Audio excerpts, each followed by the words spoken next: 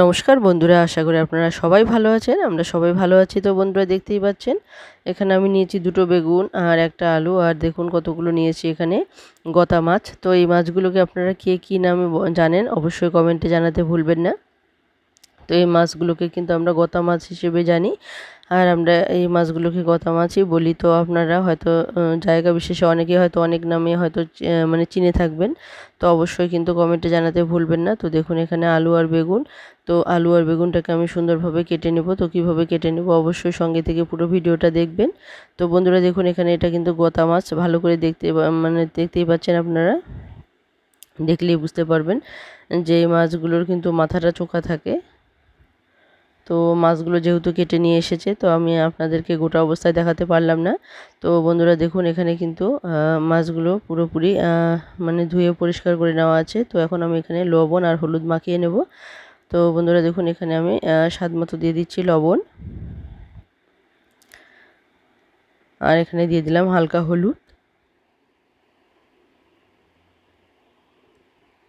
তো বন্ধুরা দেখুন আমি লবণ আর হলুদ মাখিয়ে নিয়েছি। এদিকে আমি লোহার কড়াই বসিয়ে দিয়েছি, আর এখানে দিয়ে দিলাম সর্ষের তেল। তো এখন মাছগুলোকে আমি ভেজে নেব। তো এই মাছগুলোকে কিন্তু একটু শক্ত টাইপের হয়, মানে সহজে কিন্তু ভেঙে যায় না। তো একসঙ্গে কিন্তু অনেকগুলো মাছ দিয়ে ভাজা যায়, কোনো অসুবিধা হয় না। তো বন্ধুরা দেখতে পাচ্ছেন এখানে কড়াইয়ের মধ্যে তেল কিন্তু গরম হয়ে গেছে। তো এখন আমি মাছগুলো দিয়ে দেব।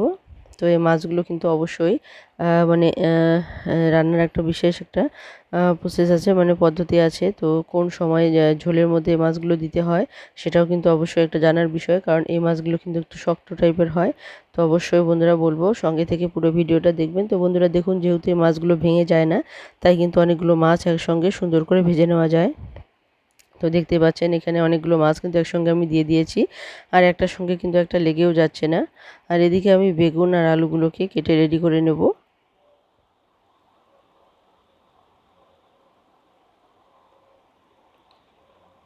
তো দেখতে পাচ্ছেন বন্ধুরা এখানে বেগুনটা কিন্তু একটু বেশ মোটা সাইজেরই আছে। তো বেগুনটাকে কিন্তু আমি এখানে চার চির করে কেটে নিলাম। তো দেখতে পাচ্ছেন এখন যে মাছগুলো যে রকম সাইজের আছে সে তো সেই সাইজ মতোই কিন্তু বেগুনগুলোকে কেটে নিলাম। তো দেখুন এখানে কিন্তু একটা বেগুন আমার কাটা হয়ে গেছে। তো দ্বিতীয় বেগুনটাও আমি কেটে নেব ঠিক একইভাবে, আর আলুটাও কিন্তু একইভাবে কেটে নেব। তো অবশ্যই বন্ধুরা সঙ্গে থেকে পুরো ভিডিওটা দেখুন। তো যেকোনো সবজি যদি আমরা একই সাইজ মতো কেটে নিই তাহলে কিন্তু সেটা দেখতে খুবই ভালো লাগে, আর সবজিটা খেতেও কিন্তু খুবই ভালো লাগে। তো বন্ধুরা দেখুন এখানে বেগুন দুটো কাটা হয়ে গেছে। তো এখন আমি আলুটা কেটে নেব।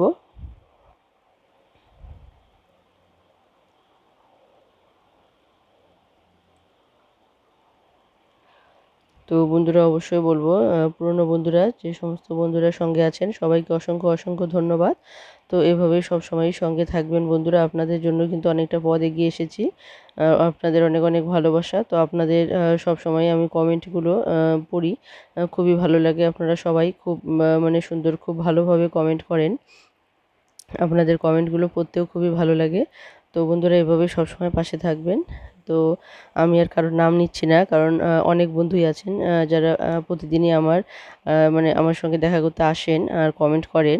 তো বন্ধুরা অবশ্যই বলবো এভাবেই সবসময় পাশে থাকবেন। আমিও চেষ্টা করি সবসময় আপনাদের সঙ্গে দেখা করার।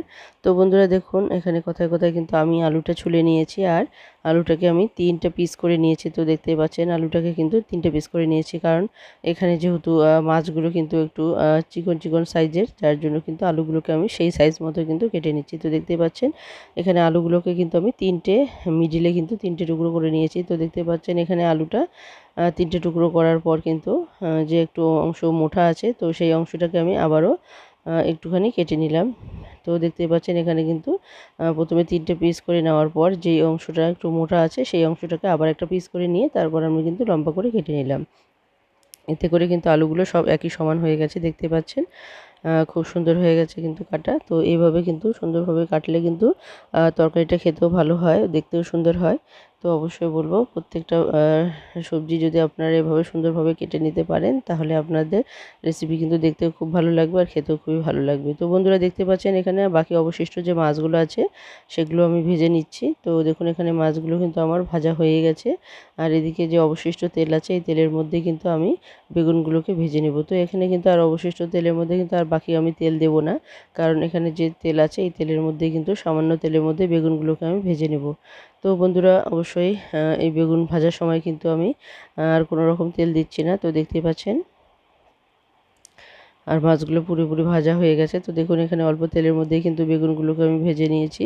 তো বেগুনগুলো কিন্তু ভাজা হয়ে গেছে। এখন আমি স্বাদ মতো দিয়ে দিলাম লবণ, কিন্তু আমি আগেই লবণ দেইনি। তো আগে লবণ দিলে বেগুনগুলো একটু বেশি সেদ্ধ হয়ে যেত, ল্যাদল্যাতে হয়ে যেত। যার জন্য কিন্তু বেগুন ভাজার সময় অবশ্যই আপনারা যদি একটু পরে মানে এভাবে চিকন করে কেটে নিয়ে যদি বেগুন ভাজেন তাহলে কিন্তু অবশ্যই একটু পরে যদি আপনারা লবণ দেন তাহলে কিন্তু বেগুনটা সহজে কিন্তু গলে যাবে না আর সুন্দরভাবে ভাজা হয়ে যাবে। তো বন্ধুরা দেখুন এদিকে কিন্তু আমি মশলাগুলোকে রেডি করে নেব। তো এখানে আমি মশলা বলতে শুধু একটাই মশলা দেবো, সেটা হচ্ছে সর্ষে।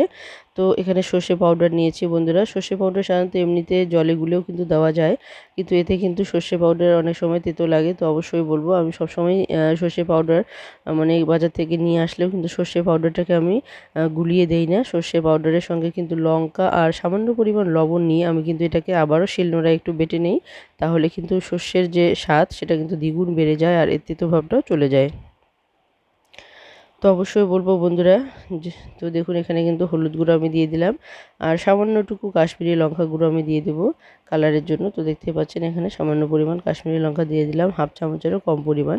তো অবশ্যই বলবো বন্ধুরা আপনারা যদি এরকম সর্ষে পাউডার দিয়ে রান্না করেন তাহলে সেটা যদি অবশ্যই একটু শিলনোড়ায় আপনারা যদি কাঁচা লঙ্কা আর লবণ দিয়ে বেটে নেন তাহলে দেখবেন সর্ষের যে স্বাদ সেটা কিন্তু দ্বিগুণ বেড়ে যায়।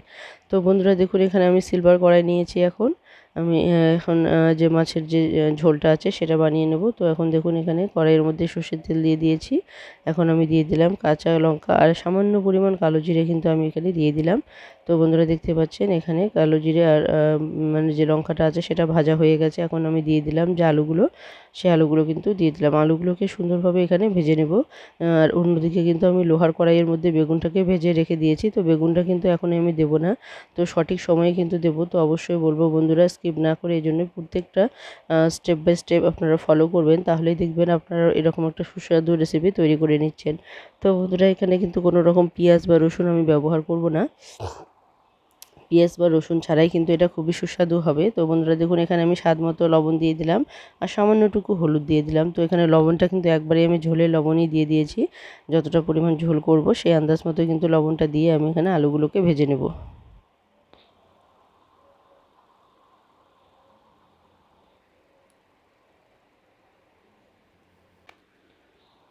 তো বন্ধুরা দেখুন এখানে কিন্তু ভাজা প্রায় হয়ে এসেছে আমার। তো যারা নতুন বন্ধুরা দেখছেন সবাইকে অসংখ্য অসংখ্য ধন্যবাদ। নতুন বন্ধুরাও সবসময় চেষ্টা করবেন পুরনো বন্ধুদের মতোই সবসময় পাশে থাকতে। তো আমি যেরকম পুরনো বন্ধুদের সবসময় পাশে থাকি সেরকমও আমি চেষ্টা করব নতুন বন্ধুদেরও সবসময় পাশে থাকতে। আর যে সমস্ত বন্ধুরা এখনও বন্ধু হননি তাদেরকে বলবো অবশ্যই বন্ধু হয়ে পাশে থাকুন, কারণ আমি সমস্ত বন্ধুদেরই পাশে থাকার চেষ্টা করি। তো বন্ধুরা অবশ্যই আপনারাও সবসময় পাশে থাকবেন। তো একে অপরের পাশে থাকা খুবই প্রয়োজন, কারণ একজন আরেকজনের সহযোগিতা ছাড়া কিন্তু এগিয়ে যাওয়া অসম্ভব। তো অবশ্যই বলবো বন্ধুরা যে সমস্ত বন্ধুরা আছেন যারা এখনও অনেকটা পথ এগোনো বাকি আছে, তো অবশ্যই বলবো বন্ধুরা একে অপরের পাশে থাকুন, তাহলে দেখবেন খুব সহজেই কিন্তু আমরা এগিয়ে যেতে পারবো। কারণ প্রত্যেকটা মুহূর্ত কিন্তু আমাদের প্রয়োজন একে অপরের। তো আমরা যতটা একে অপরকে সহযোগিতা করতে পারবো ততটাই কিন্তু আমরা উপরে উঠতে পারবো। তো অবশ্যই বলবো বন্ধুরা সব সময় মানে একে অপরের প্রতি হিংসে না রেখে আপনারা যদি একে অপরকে সহযোগিতা করেন তাহলে কিন্তু খুব সুন্দরভাবে আমরা এগিয়ে যেতে পারবো। তো একে অপরকে কিন্তু সহযোগিতার হাত বাড়িয়ে দিতে হবে। তো আমি সবসময় চেষ্টা করি যে সমস্ত বন্ধুরা আমার সঙ্গে মানে আমার কাছে আসেন বন্ধুত্বের হাত বাড়িয়ে দেন তাদের কিন্তু সবসময় আমি পাশে থাকার চেষ্টা করি। তো এইভাবেই বন্ধুরা আমরা কিন্তু অনেকটা পথ এগিয়ে যাব। তো বন্ধুরা দেখুন কথায় কথায় এদিকে কিন্তু আমার কষানো হয়ে গেছে আর আমি এখানে জল দিয়ে দিয়েছি। তো আমি যে পরিমাণ লবণ দিয়েছি সেই আন্দাজ মতো কিন্তু এখানে জল দিয়ে দিয়েছি আর জলটা কিন্তু ফুটে উঠেছে। তো বন্ধুরা অন্যান্য মাছ যেমন ঝোলটা হওয়ার পর মাছটাকে দিয়ে 2 মিনিট জাল করে নামিয়ে নেই, এখানে কিন্তু ঠিক বিপরীত হবে। কারণ এখানে জলটা ফুটে উঠে গেছে, তো সাথে সাথে কিন্তু এখানে আমি মাছগুলো দিয়ে দিলাম, কারণ এই মাছগুলো যেহেতু একটু শক্ত টাইপের হয় তাই এই মাছগুলোকে কিন্তু ভেঙে যাওয়ার কোনো ভয় থাকে না। আর এই মাছগুলো কিন্তু একটু শুরুতেই দিতে হয়, কারণ এই মাছটা যতটা জাল করা যায় ততটাই কিন্তু এটা সুস্বাদু হয়। তো অবশ্যই বলবো বন্ধুরা, আপনারা যখন এই মাছটা রান্না করবেন তখন কিন্তু মাছটা মানে ঝোল হওয়ার শেষে কিন্তু দেবেন না, আপনারা জলটা ফুটে ওঠার মাত্রই কিন্তু এই মাছগুলোকে দিয়ে দিবেন, তাহলে দেখবেন এই মাছটা কিন্তু পুরোপুরি সেদ্ধ হয়ে যাবে আর খুব সুন্দরভাবে কিন্তু এই মানে এর স্বাদ বেড়ে যাবে। তো বন্ধুরা দেখুন এখন কিন্তু আমার এই মাছের যে রেসিপিটা আছে সেটা কিন্তু পুরোপুরি হয়ে গেছে। এখন আমি নামিয়ে নেব। ঠিক সেই মুহূর্তে কিন্তু আমি বেগুনগুলো দিয়ে দিলাম, আর বেগুনগুলো দেওয়ার পরে একটুখানি নাড়াচাড়া করেই কিন্তু আমি নামিয়ে নেব। তো বন্ধুরা এইভাবে যদি আপনারা রান্না করেন দেখবেন রেসিপিটা কিন্তু খুবই সুস্বাদু হয়। তো বন্ধুরা এই রেসিপিটা কিন্তু খুবই সুস্বাদু হয়েছে, অবশ্যই একবার হলেও ট্রাই করে দেখবেন এভাবে। তো এটা কিন্তু খেতেও খুবই সুস্বাদু হয়েছে। তো বন্ধুরা দেখুন এখানে রেসিপিটা আমি নামিয়ে নিয়েছি। তো বেগুন দেওয়ার পর কিন্তু আর বেশি করে জাল দেবেন না, বেগুন দেওয়ার পর কিন্তু আপনারা নামিয়ে নেবেন, তাহলে দেখবেন আপনাদের কিন্তু মানে রেসিপিটা খুবই সুস্বাদু হবে আর খেতেও কিন্তু দুর্দান্ত হবে। তো বন্ধুরা দেখুন আমার এই রেসিপিটা কতটা লোভনীয় হয়েছে। তো অবশ্যই বলবো বন্ধুরা আপনারাও এইভাবে ট্রাই করে দেখুন, আপনাদেরও কিন্তু রেসিপিটা খুবই সুস্বাদু হবে। তো আমার এই রেসিপিটা আপনাদের কেমন লাগলো অবশ্যই কমেন্টে জানাতে ভুলবেন না। তো যে সমস্ত বন্ধুরা এখনও বন্ধুত্ব হননি, মানে বন্ধুত্বের হাত বাড়িয়ে দেননি, তারা অবশ্যই কিন্তু বন্ধুত্বের হাত বাড়িয়ে দিয়ে পাশে থাকবেন। তো আমি সবসময় চেষ্টা করি আপনাদের পাশে থাকার। তো যারা এখনও কোনো চ্যানেল খোলেননি বা আপনারা চ্যানেল খুলেননি বা খুলবেনও না, তো বন্ধুরা অবশ্যই আপনারা সাবস্ক্রাইব করে বেল আইকনটিকে ক্লিক করে রাখবেন, তাহলে যে কোনো নতুন ভিডিও আসা মাত্র আপনাদের কাছে পৌঁছে যাবে। কারণ আমি সবসময় চেষ্টা করি নতুন নতুন রেসিপি নিয়ে আসার। তো আপনাদের যদি নতুন নতুন রেসিপি দেখার ইচ্ছে থাকে তাহলে অবশ্যই সাবস্ক্রাইব করতে ভুলবেন না।